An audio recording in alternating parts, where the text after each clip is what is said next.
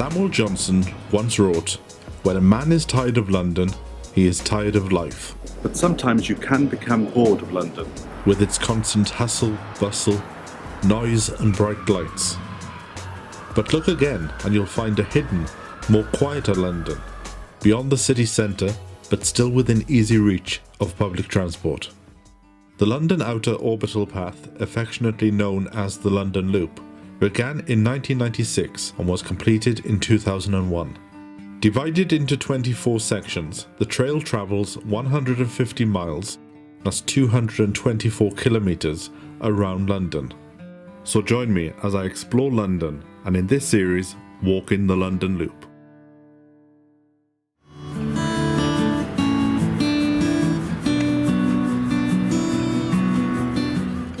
The first section of the walk begins in Erith. The journey will take me to Crayford via the Darwent Creek flood barrier.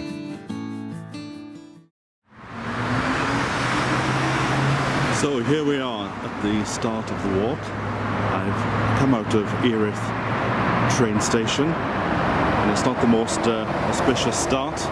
We're surrounded by a motorway, but you have to go down this track here. These are the signs I'll be looking out for on my journey, the London Loop signs. So that's the train station there. And we just go under this underpass, past the college. So just to get bearings, the station is behind this building, which is a college. And you come down this road into Stonewood Road and carry on walking, and you can see over in the corner there, just behind the bus, is Jubilee Gardens, and that is the official start of the London Loop.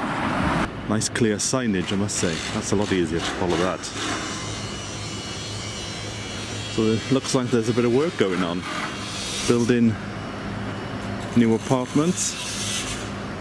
There's a lot of building I noticed on the train coming down, so this area is obviously in a lot of development.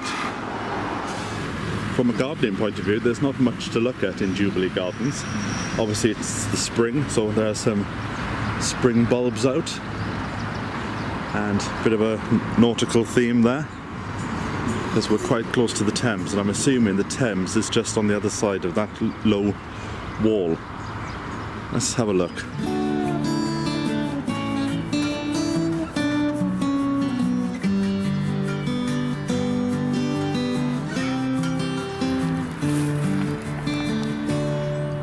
Oh wow, I wasn't expecting to see that. This is the Thames estuary.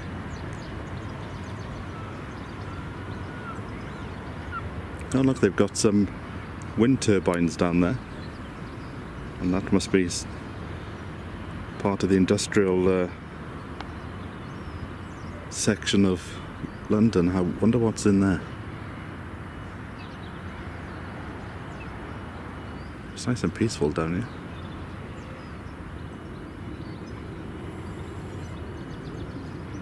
I wonder if this gets completely covered in water when the tide's in. Oh look, there's another windmill down there. And that bridge right in the distance, I think that's the Dartford Bridge.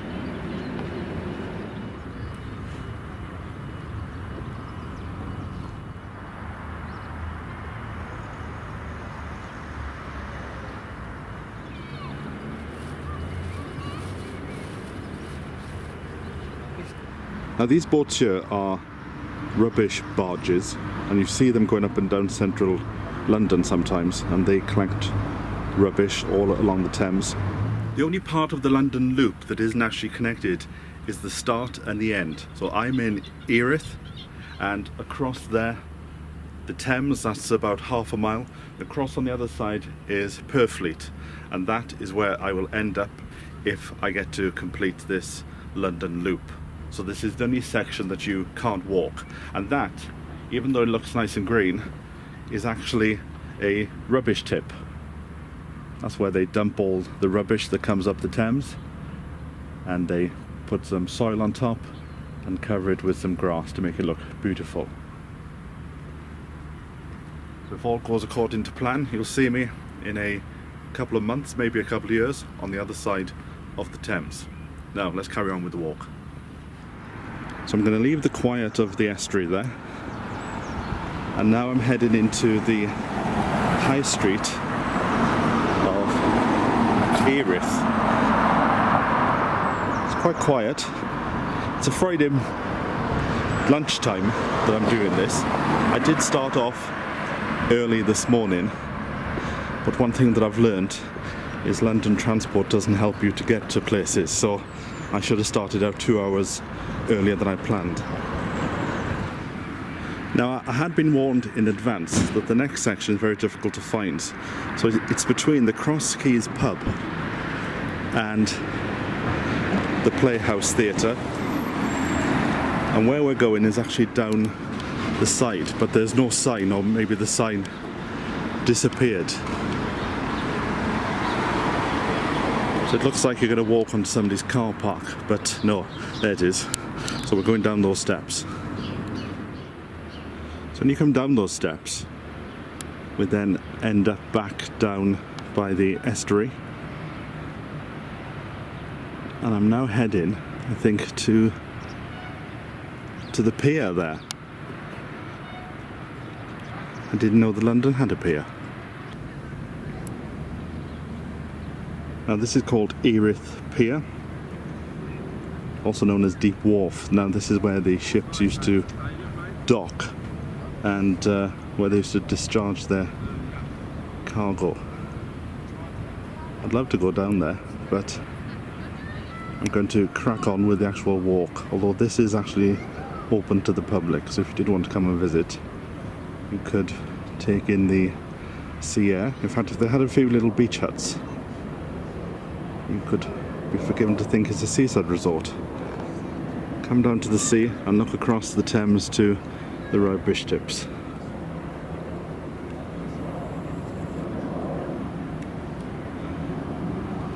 But I'm going to continue the walk and we'll go back into the high street.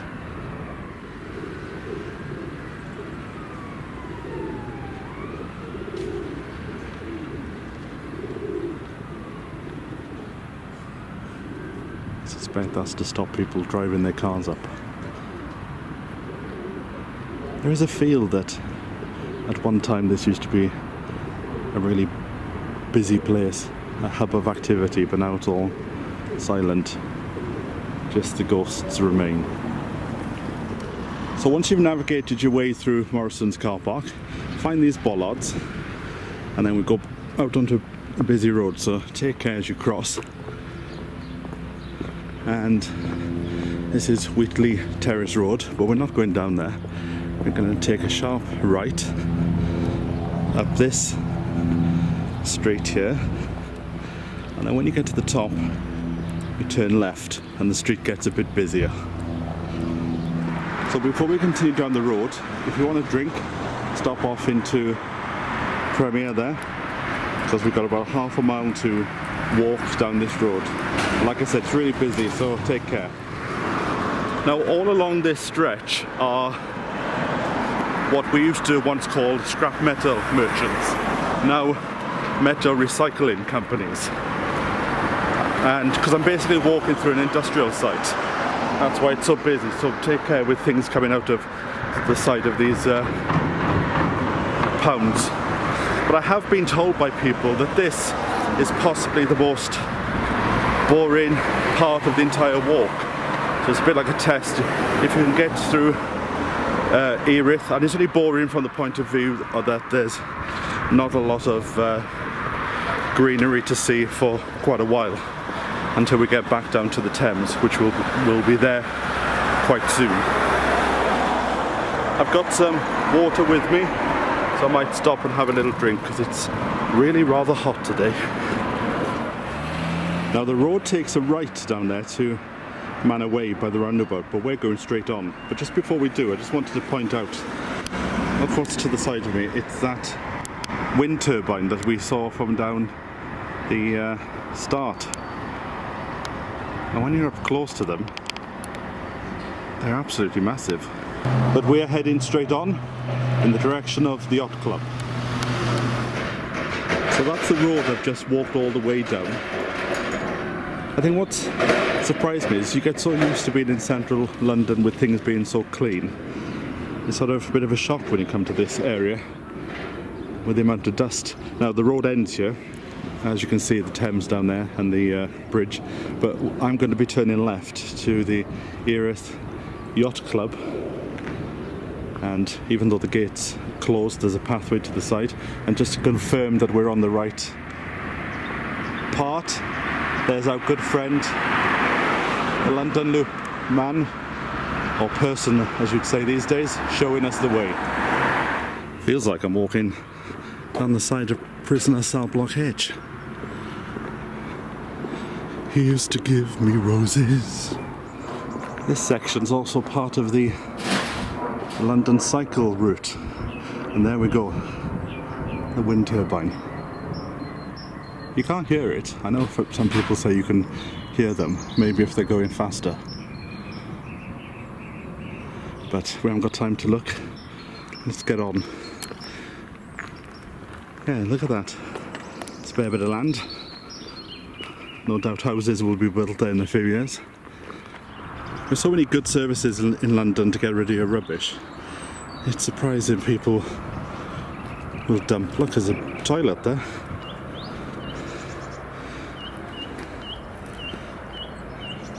But it could be worse, that's what you got to think. Right, so the yacht club is down there. You can just about see the yachts.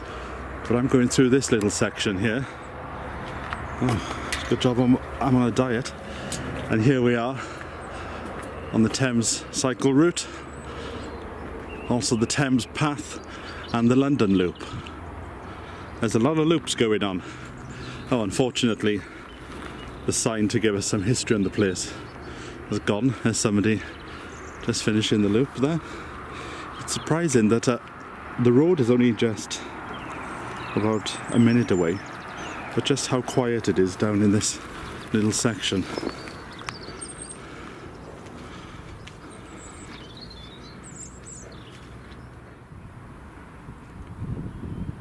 So there's the Thames over there and the salt marshes, and just over to the right, that bridge that I mentioned earlier, it's actually called the Queen Elizabeth II Bridge, which is part of the Dartford crossing.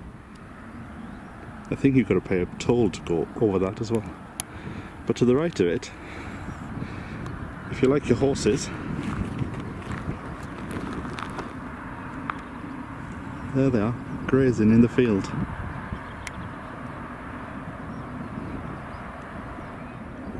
Now this grass-like structures here, they're actually common reeds, which is Britain's tallest grass, which can reach about 10 foot tall.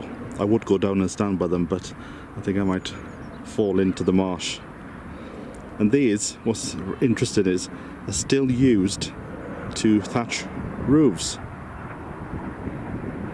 So this is what you would use if you had a roof that needed thatching.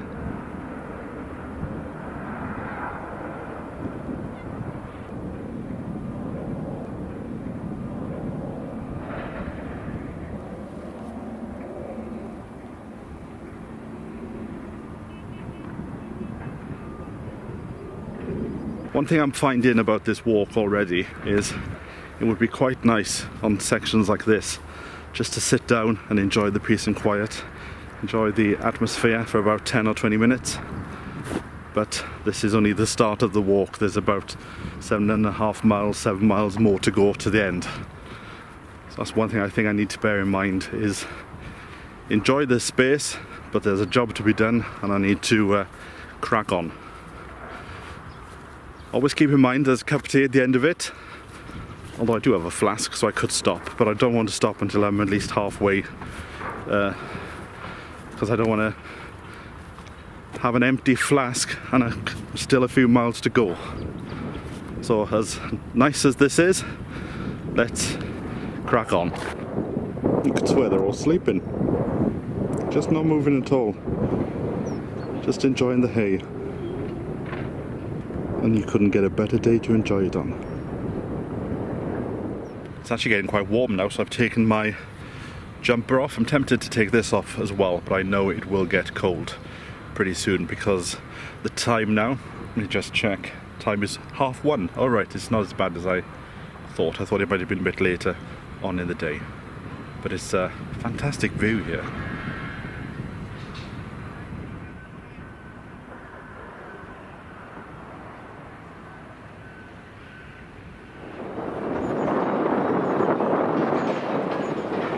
So we're now leaving the beauty of the salt flats and going down this dusty old road. And if you are feeling hungry at this point, I would hold off having your sandwiches just yet, because we're about to walk past a rubbish collection unit.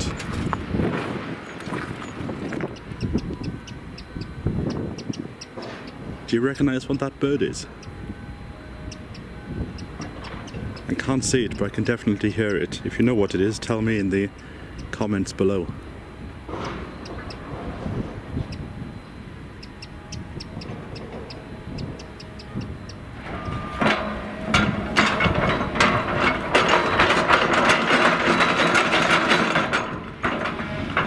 Nice sandwich of the London countryside. So here we are, if you were lost. London is 24 miles to the left. Dartford 4 miles, Rochester 25. We're carrying on down this path, past a few more recycling places. Lovely. Now we're just about to move away from the Thames, but just before we do, I just wanted to give you some history of some of the area here, because in the late 1880s, around about that section there were 3 floating smallpox hospitals. So people would come down here if they had smallpox, and they'd be in a hospital on the Thames, and that stayed until around 1903.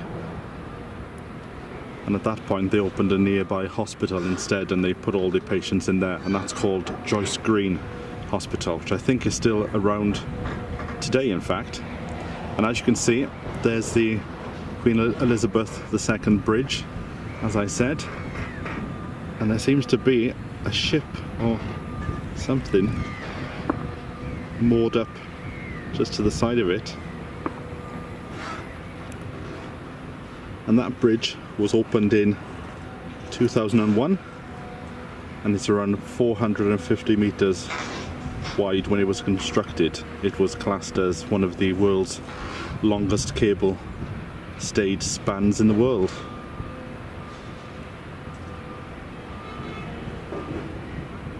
And also, if we just have a look to the side of the bridge, let me just move over a bit, you'll see.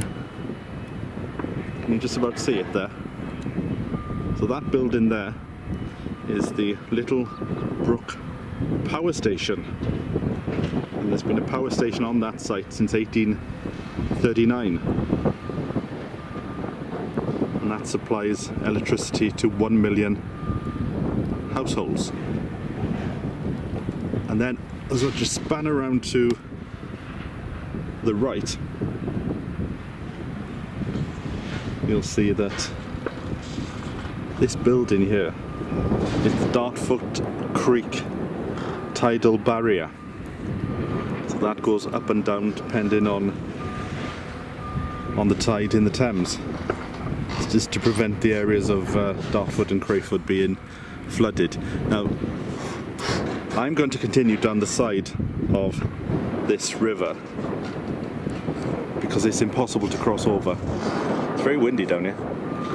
But there was talk a long time ago about linking these two with a little bridge, but that hasn't happened.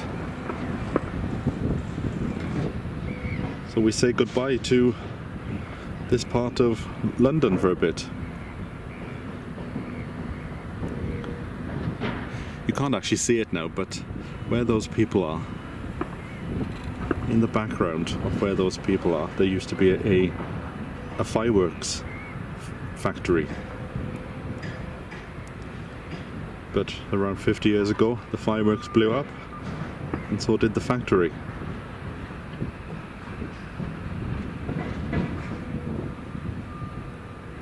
And also, I'm not quite sure where it is in there because there's so much going on, but I think to the left of that big ship is the site of the Joyce Green aerodrome, where during 1911 to 1919 Vickers Limited tested the prototype aircraft. So there's a lot going on in what is relatively a short space. But let us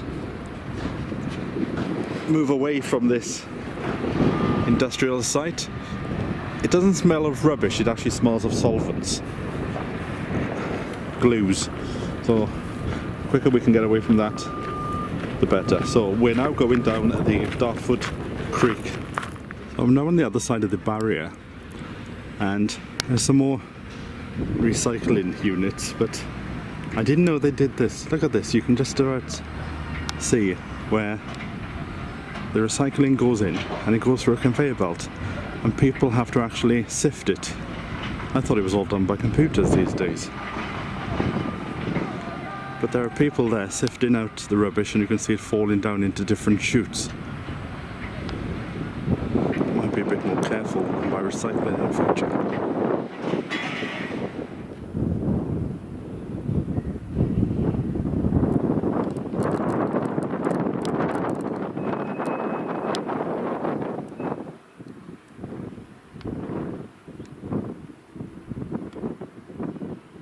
Just listen to that silence.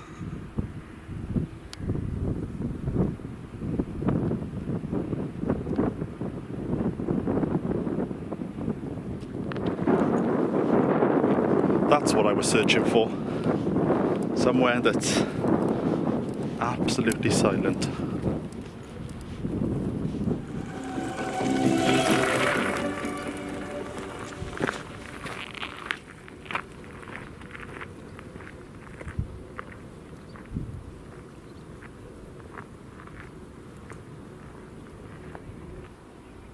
From this angle, there's a far better view of the tower at the power station that closed down in 2015. There's talk about it being demolished, but as you can see, it's still there. And in the foreground are some more of the common reeds. It's nice just to hear the wind going through them gently.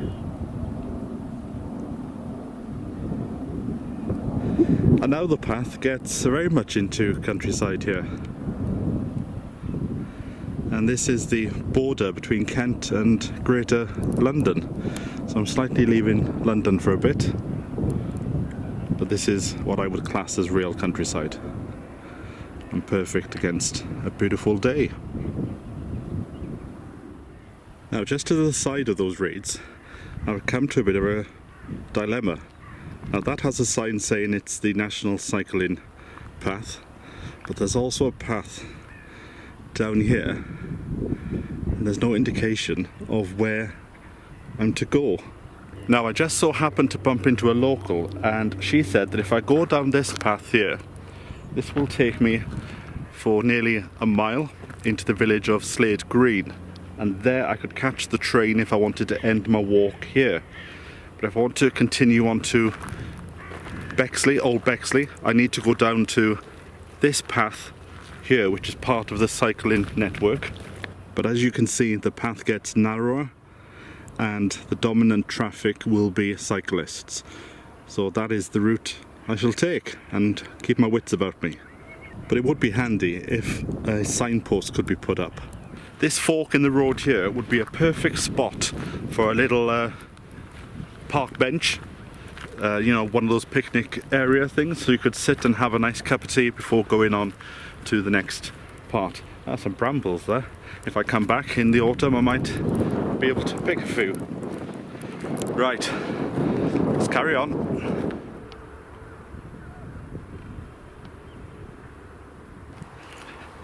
There's a beautiful field of horses to the right of me. Well, I must admit, I've got to that point where I've realised that my walking has gone a bit slower than usual. I'm starting to flag now. What would be really good is to have a nice sit down and I can have a cup of my tea.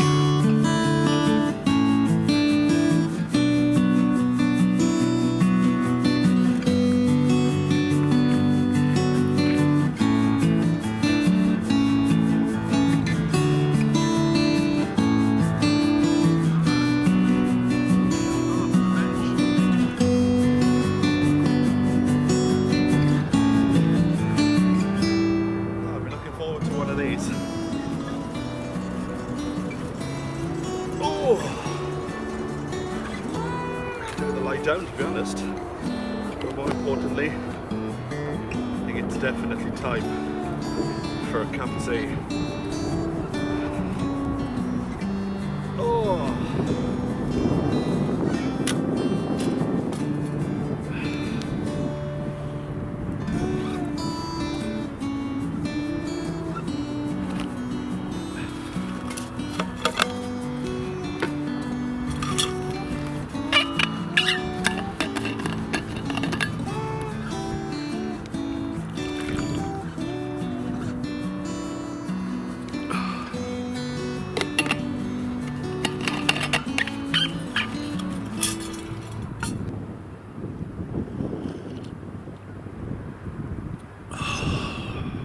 That is definitely beautiful.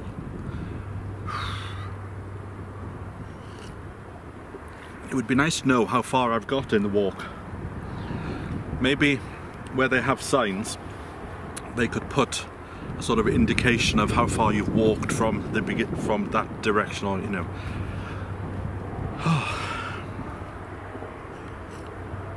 Nothing like having a cup of tea and watching the traffic go by. Maybe some of the horses will come over. Although I've eaten all my sandwiches. I only brought a few, but I ate them on the way. Don't forget, folks, take your litter home with you. Now, the brain is saying to stay here for quite a while and enjoy the peace and quiet, a cup of tea. To be honest, I could have a sleep, but I'll have this, spend say 10 minutes and then I'll get on. I don't think we're that far from the end. Right, it's 2:51 and I started quite late. I wanted to start at 11 o'clock, but that is something I've definitely learned from today, because with every walk you'll learn something. And what I've learned today is, don't forget, London can be a bit of a nightmare to get around, and especially in the mornings. So I think in the future, when I do the next one, I will definitely... Afternoon to you too. What bird is that? I can't see it. Oh, they're all coming for a cup of tea. Tell me in the comments below what bird that is. So like I was saying, for the next walk I'll definitely get out earlier, because I would like to start at 10 o'clock, 11 o'clock at the latest.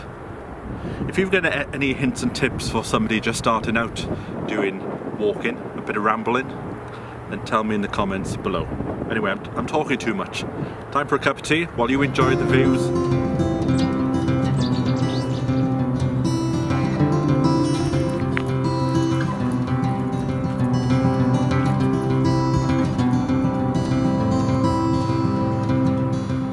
I can hear the sound of trains and traffic, so it looks like the path is about to take me back to civilization. But before I leave, I just wanted to show you one more shot of the reed beds here. There's absolutely hundreds of them. Hundreds of thousands.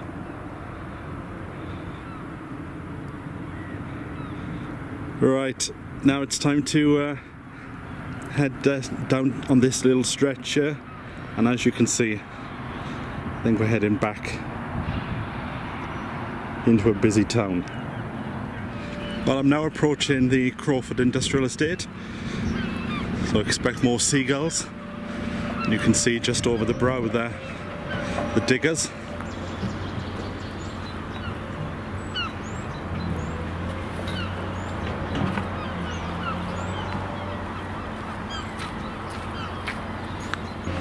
Well, this is interesting. It looks like it's actually going to take us through the industrial estate. Oh, we're getting pretty close, aren't we? This is a telephone mast, so good signal.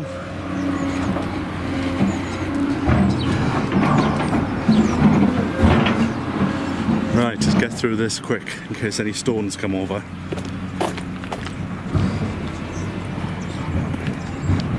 I like this fence here, this wooden fence on the right hand side. Looks like it's been there for ages. Where are we going? This is certainly industrial London.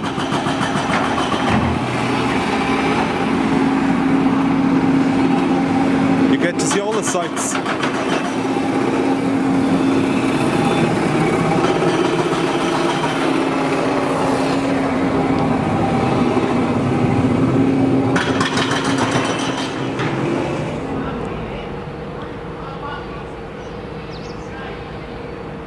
Got to be careful of things coming out from the left hand side here. It's a cute little fence, I must say. Give me ideas for my allotment.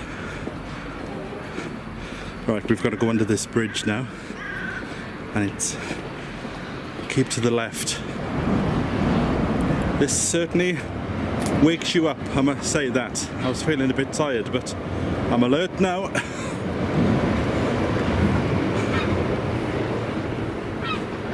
Look at this bridge here, it's interesting.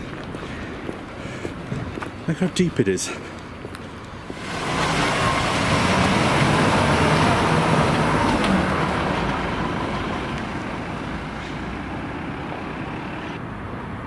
at that building there. The dereliction on that is beautiful. Now, I'm at a fork in the road, so I'm going to keep to the right and head up to what looks like a really busy road. Welcome back to London. And just to prove we're on the right path, there's our familiar friend, the London Loop man person. So as we come out of this road, it's very busy. But there are some traffic lights, so I'm going to cross over to the other side of the road there.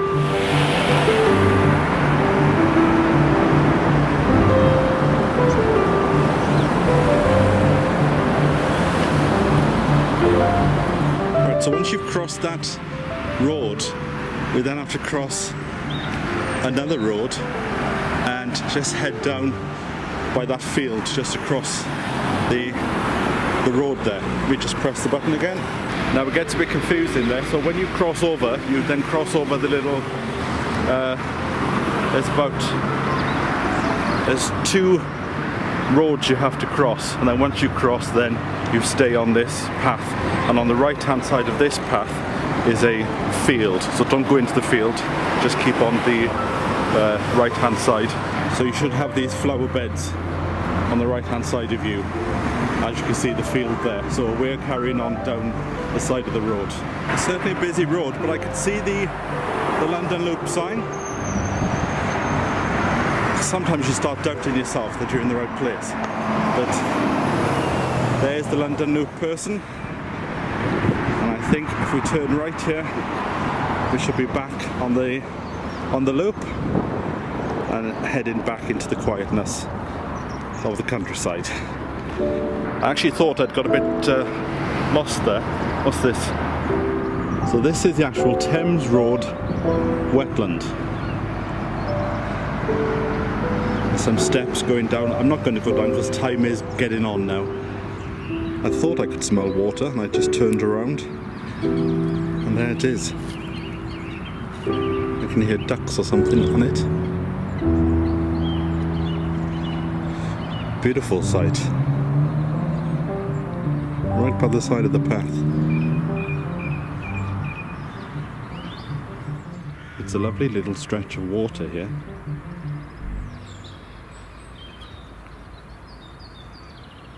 Late afternoon now, the sun is setting. Well, it's not setting, but it's certainly low in the sky. And the birds are all starting to come out.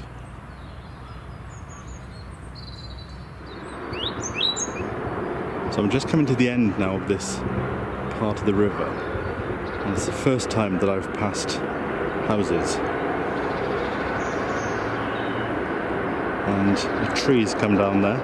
But where I'm going is out through that little lane. Interesting little piece. So I'm coming out onto the main road here, and I'm turning right again, following now little signs up there. Although before I go, because I need to turn to the left in a minute, I'm just going to take the opportunity to just stop and look back. Unfortunately there's some rubbish in the river, but that's a nice sight. Almost feels like a village. Right, there's another sign crossing over into Barnes Cray Road. Now I'm looking for a lane, gravel lane called Iron Mill Lane. And it's to the, there it is. I can see the signs with the loop on. So it's down here. And the river, there it is, the river's back on our left again. A sure sign that spring is coming. The catkins are out on this tree. Fantastic display.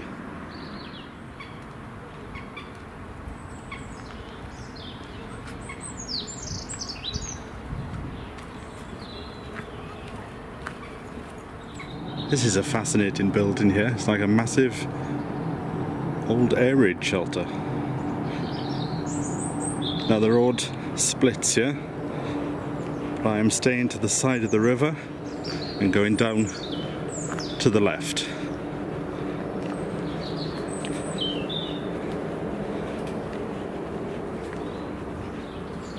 I'm actually feeling quite exhausted now, so what I'm going to do is Crayford Station is coming up, so I think I will end this journey there. It's a nice path, this is tarmacked. Good for disabled access. It's getting quite busy now because it's late afternoon, early evening. I guess it's about 5 o'clock. And cars and everybody's now starting to come home.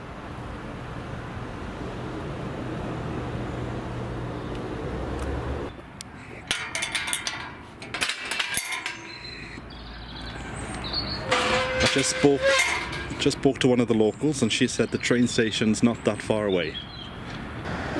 So that's the walk there that I've come out of. And if I wanted to catch the bus, there are bus stations on each side of the road. I didn't even know that this place existed. Look at the shops over there. Just decided before I go to the train station I need something to eat. So I've just found Flo's traditional pie and mash. Now these are famous in London and there's not many of them left. So let's go and have something to eat. Well, I'm thoroughly exhausted, so I've popped into a traditional pie and mash place for something to eat with the beautiful girls behind there. Give us a wave. Now it's time to make my way to the train station, but look at this. Beautiful little river going through the middle of the town. This must look really great in the summer. If you're up for something a bit more alcoholic, you can pop over to the Bear and Ragged Staff, which is just opposite the waterfront gardens.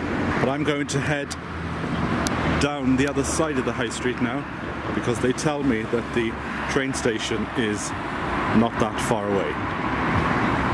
Well, I've just caught the train from Crayford Station. I'm absolutely exhausted. It's been a really fantastic day, but next time I'll start a bit early. And who knows, I might start off at that pie and mash shop next time for the next adventure. Well, the sun's going down now, so there wasn't a lot more I could do about it other than jump on the train and go home.